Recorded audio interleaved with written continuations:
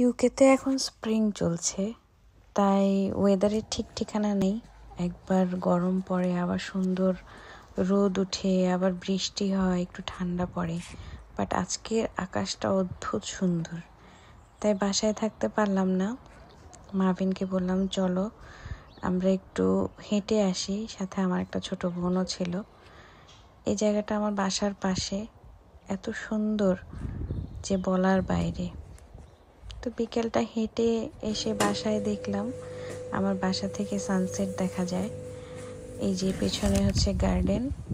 তো আমি কিচেনে উইন্ডোটা ওপেন করে দিলাম, আমার রান্নাবান্না আছে, আর এদিক দিয়ে সানসেট দেখছিলাম। কি যে ভালো লাগছিল, অল্প অল্প বাতাস।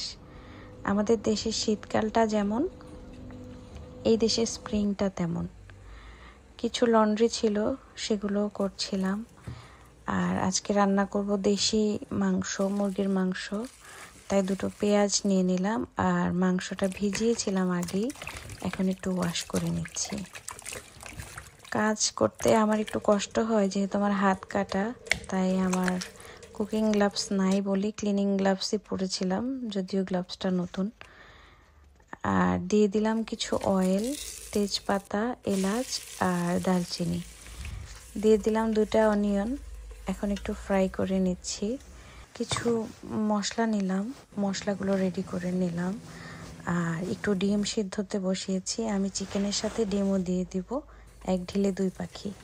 আমার অনিয়নগুলো ব্রাউন হয়ে গিয়েছে, তাই বাটা মশলাগুলো মিশিয়ে দিলাম আর একটু পানি দিলাম। আর এখানে দিচ্ছি হলুদ, মরিচ, জিরা, ধনিয়া, একটু গোলমরিচের গুঁড়া, কারি পাউডার আর লবণ। সব কিছু মিক্স করে ভালো করে কষিয়ে নিলাম। টাইম নিয়ে কষালাম, যেহেতু দেশি মুরগি রান্না করব। আর এই তো আমার কষানো শেষ, এখন চিকেনটা মিক্স করে দিলাম। এখন অনেকক্ষণ ধরে কষানোর পালা।